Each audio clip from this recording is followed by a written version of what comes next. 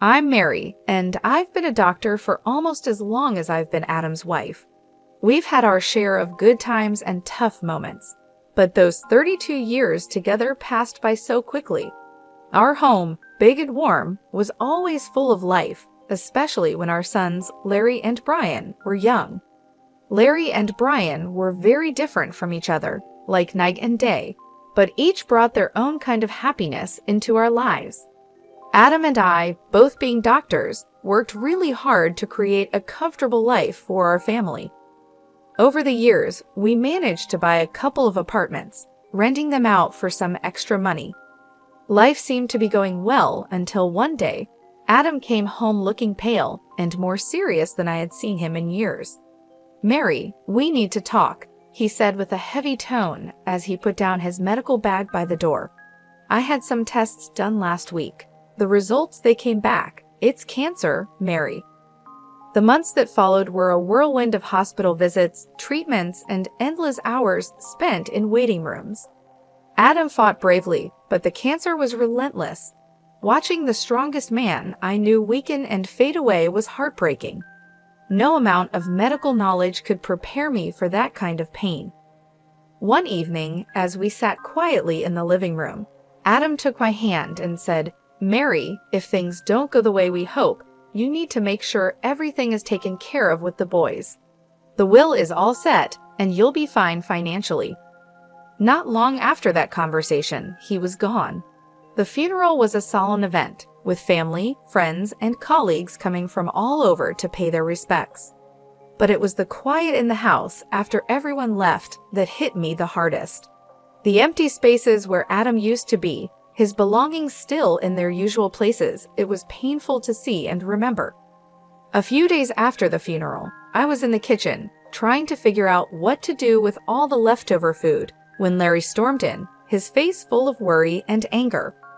Brian followed behind him, looking like he wanted to be anywhere else but here. "Mom, we need to talk about Dad's will," Larry said, getting straight to the point, as he always did. I sighed and put down the cling film I was holding. "Yes, I know. Your father left everything to me. He wanted to make sure." I was trying to manage things when Larry slammed his hand on the counter and said, "But what about me and Brian? We're his sons. It's not fair that we get nothing." Brian stepped in, trying to calm things down. "Larry, let's not rush into this. Mom's still grieving, and we can sort this out without fighting." Larry shot him a look and said, "It's easy for you to say. You're not thinking about the future like I am." I leaned against the counter, feeling the weight of their stares.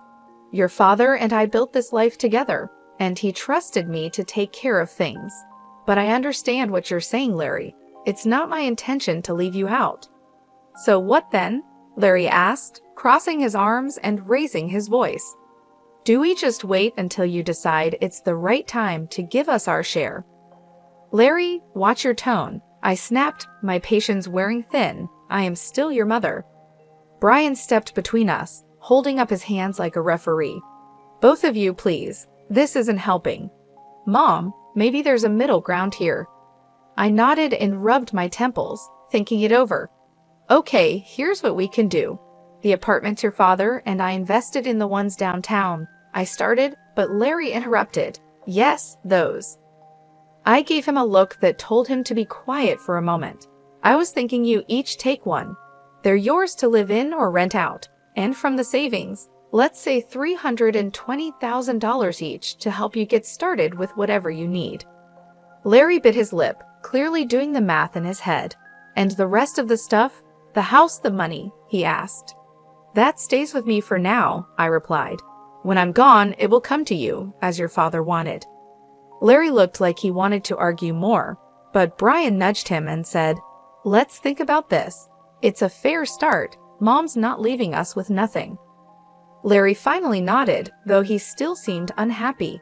"Fine, but I want this in writing, Mom. No more surprises." Of course, I agreed. "We'll get everything documented properly." As they left the kitchen, I could hear Brian whispering to Larry, "Give her a break, will you? She's doing her best."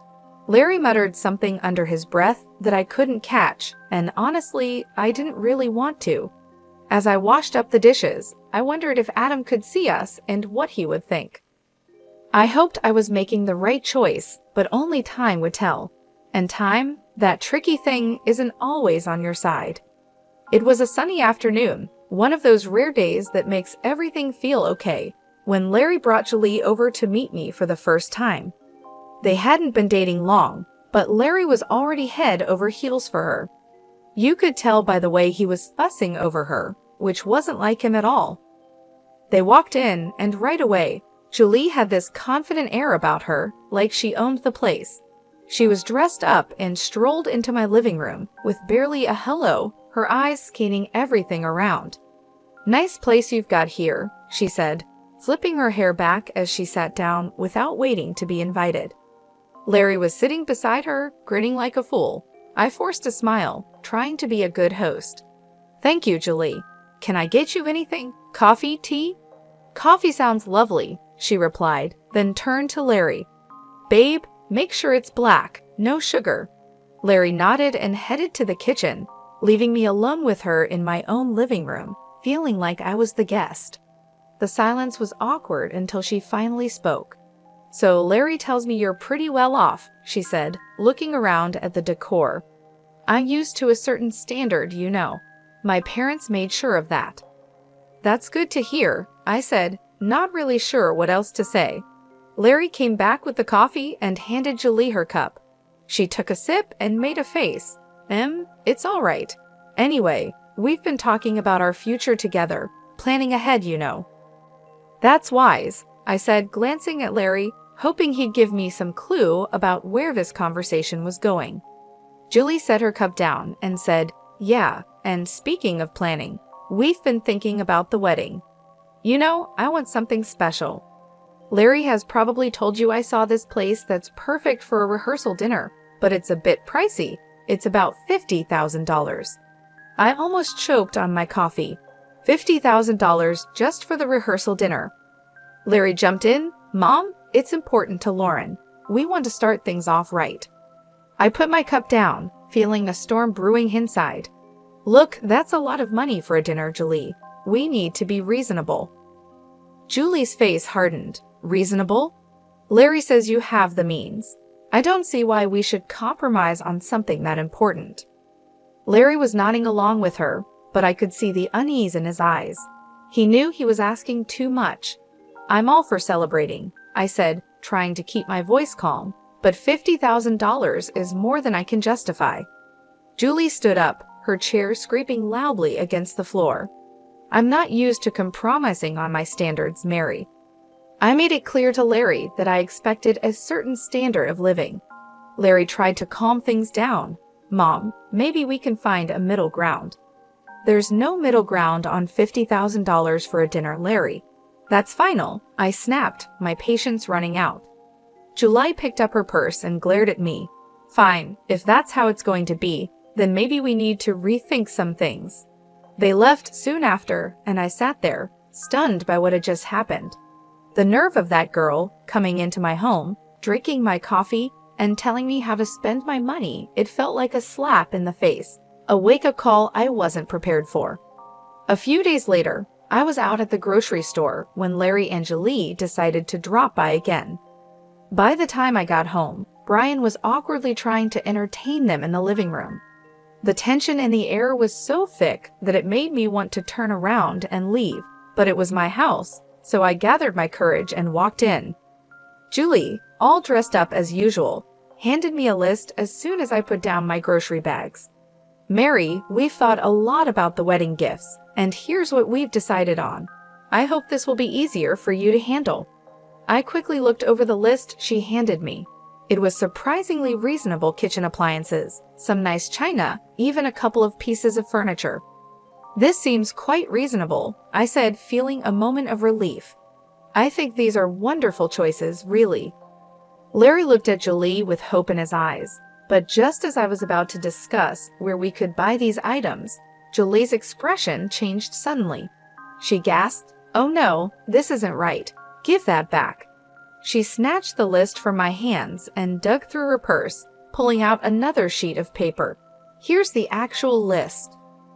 This new list was nothing like the first. It included an apartment, a luxury car, an exclusive vacation, and even diamond jewelry. My jaw dropped. Is this some kind of joke?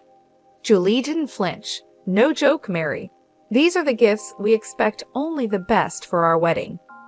I stared at her, then at Larry, waiting for him to say something, anything, to show he didn't agree with this craziness. But he just stood there, looking between us, clearly conflicted but saying nothing. I couldn't hold back anymore. Larry, why are you letting her do this? You know this is unreasonable. Julie cut in, her voice rising. This doesn't concern you, Mary. You just need to pay up and keep quiet. When Brian stood up, his face was serious. That's enough, Julie. You're not going to talk to our mom like that. This is her house, and you're way out of line. You need to leave now. The room was filled with tension as Larry and Julie gathered their things. Julie was muttering under her breath, clearly angry. This is ridiculous. We'll remember this. They left, and the door slammed shut behind them. I sat down, feeling the weight of the whole situation pressing on me. Brian sat beside me and put an arm around my shoulders. We'll figure this out, Mom, but you can't let them push you into giving more than you can or should. It's not right. He was right, of course, but as I sat there with my son, I couldn't help but worry about Larry. How had things gotten so out of hand? How could he not see what this was doing to our family? The silence that followed was filled with unspoken worries and fears for the future. I knew then that this was far from over. It was only going to get harder from here. In the weeks that followed, I received constant phone calls from Larry. Each one was more demanding than the last, his tone desperate and sometimes almost frantic. Mom, you don't understand. I can't look poor next to Lauren's family, he'd argue, his voice cracking with stress. You have the money. Why can't you just help me out here? I sat at the kitchen table, phone pressed against my ear, feeling a knot in my stomach. Larry, it's not about the money. It's about living within your means. Lauren's expectations are too high, and you can't keep up with them without going into serious debt. He'd scoff, his frustration boiling over. What do you know about it? I'm not going to live like a pauper. I need more from the inheritance now. The amount you've offered isn't enough. Larry, I've offered to cover half the wedding costs, up to $135,000, and give a $8,000 gift. That's more than generous. Everything has to be agreed upon with me, though, no surprises. There was a pause, then a sharp laugh from him. That's nothing. You're just being stingy. You have $1 million sitting there. Why are you holding out on me? Because it's not just about the money, I replied, my patience wearing thin. It's about not feeding into this unrealistic fantasy that's going to ruin you. He yelled, loud enough that I had to pull the phone away from my ear. I don't need this. I'll handle it my way. Forget you. And with that, the call ended. Months passed in silence. I tried to keep myself busy with daily routines, trying not to worry about Larry, but the peace was short-lived. One afternoon, the phone rang, and it was my sister-in-law, Hannah. Mary, I thought you should know. Hannah's voice was hesitant, careful. Larry is flying all the wedding guests to Bermuda. He sold his apartment to pay for it and expects you to get there on your own. He mentioned you weren't interested in helping. I hung up, a mix of anger and sorrow swirling inside me. How could he be so reckless? Before I could process it all, Brian came into the room, his expression serious. Mom, there's something you need to hear. I recorded their conversation when they were sitting here in the living room. He handed me an audio recorder. I pressed play, and the voices of Larry and Julie filled the kitchen. Your mom is just a nasty old woman with a fat wallet.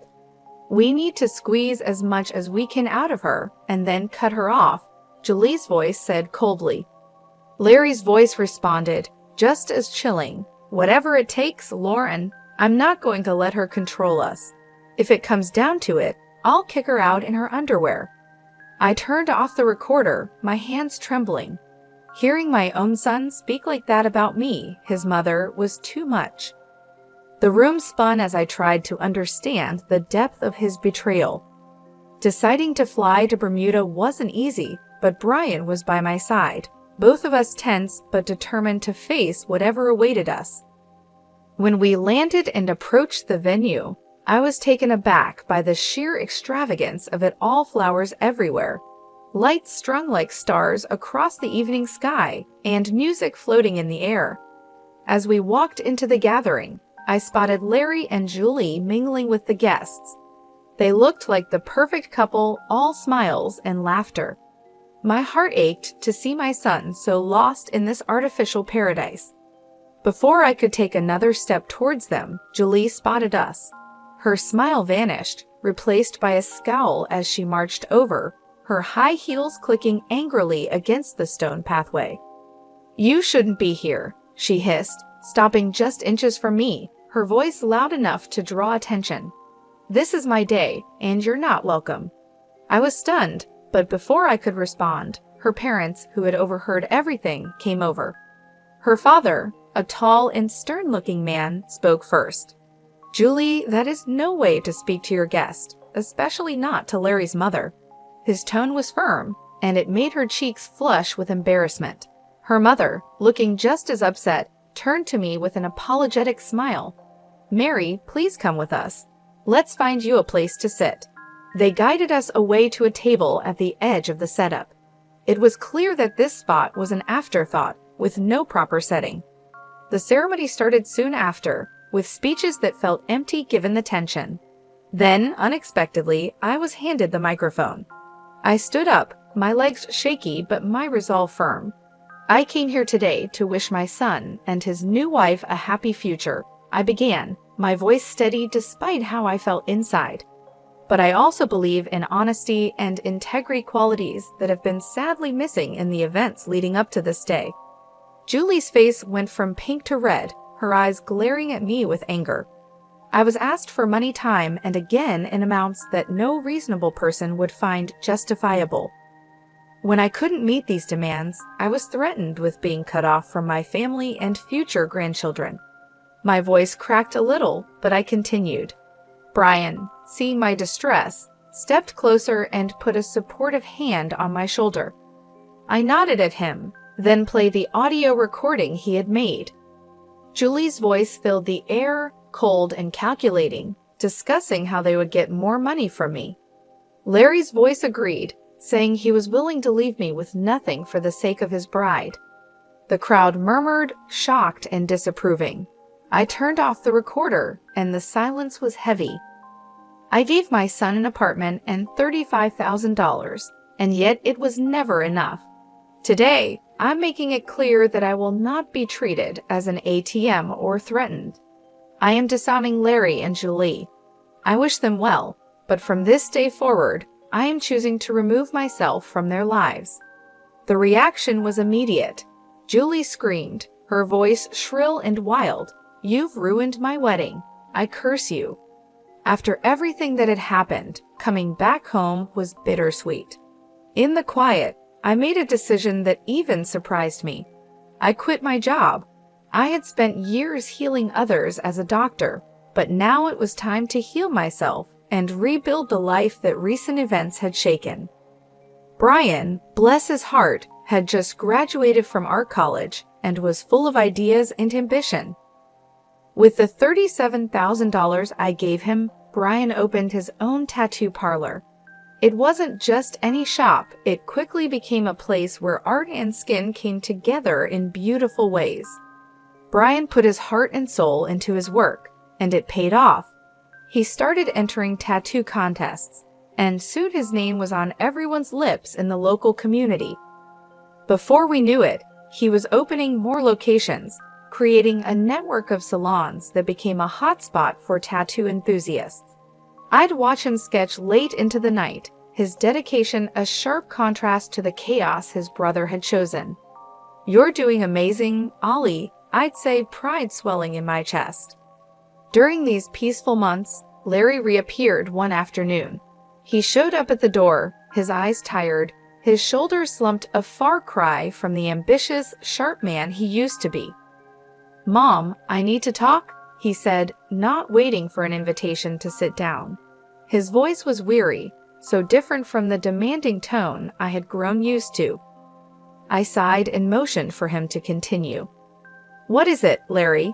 It's Lauren. She's driving me crazy, wanting more and more. Nothing's ever enough. I got a second job, but it's still not enough for her.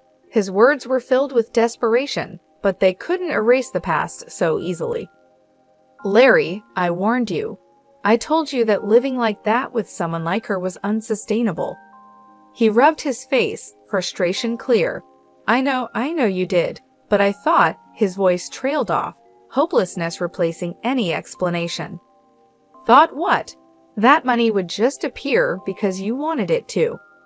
My tone was harsh, years of pent-up frustration making it hard to soften my words. Look at your brother. He started with the same amount and made something of himself without stepping on others. Larry bristled. Yeah, well, not everyone's like Brian, are they? I have rights to the inheritance too, remember? And when you're gone, it'll come to me. That was the last straw. Get out, Larry, I said, my voice cold and firm. And don't come back. Not this time. You chose your path. His jaw tightened, and for a moment, I thought he might argue, but then he turned and walked out, the door slamming shut behind him. As I stood in the silence that followed, Brian came downstairs, having heard the last part of our exchange. Are you okay, Mom? He asked. I nodded, wrapping my arms around him. I am now, thanks to you. Let's just focus on the good we can do and the life we can build. He hugged me back, his presence a comforting reminder that not everything was lost in that moment. I knew that despite the heartaches, the journey was still worth it. We had each other, and that was enough to keep moving forward. After the storm with Larry had passed, our home settled into a calm I hadn't felt in years. It was during this peaceful time that Brian brought someone special home. Her name was Joyce, and she was everything Jolie wasn't: kind, humble, and genuinely caring. As the weeks turned into months, their relationship grew stronger, and soon they announced their engagement. The wedding was nothing like Larry's extravagant affair. It was a simple, heartfelt ceremony in our backyard. Flowers from the garden, homemade decorations, and a small group of close friends and family made the day perfect. During the reception, I pulled Brian aside and said, "You've chosen a wonderful woman," my voice thick with emotion. He squeezed my hand and replied, "I learned from the best," giving me a knowing look. Life moved quickly after that. They sold the apartment I had given Brian, added some of their savings, and bought a small, cozy house just a few miles away. One sunny afternoon, while we were having tea in their new living room, Joyce shared some exciting news. "Mary, we're expecting twins," she announced, her eyes shining with joy. I nearly dropped my cup, overwhelmed with happiness. Twins? Oh my goodness, that's wonderful. Brian beamed, his pride evident. "We wanted you to be the first to know. We're really happy, Mom." Twins, I repeated, letting the words sink in. Grandchildren, it was a new chapter, one I was eager to begin. As for Larry, news from him was rare. The last I heard, he had divorced Julie. She had taken nearly everything in the split, leaving him to start over in another city. Despite the pain he had caused, it hurt to know he was out there somewhere, struggling because of his choices. One evening, as I sat looking through old photo albums, Brian came and sat beside me. He noticed a picture of Larry and me from years ago. "Do you ever hear from him?" he asked softly. I shook my head. "No, after everything, he's chosen his path, and I have to respect that, even if it breaks my heart." Brian put an arm around me. "He's still my brother, Mom. Maybe one day he'll come around." Maybe, I agreed, though I wasn't really sure if he ever would. I believed it too, but for now, we have plenty to keep us busy, especially with those twins on the way. Brian chuckled, "Yeah, you're about to be the busiest grandma in town." We both laughed, and the sound filled the room with warmth. Despite the past, despite the mistakes and heartaches, This moment with Brian felt like everything was exactly as it should be. Life was moving forward, and so were we, with new hopes and dreams just around the corner.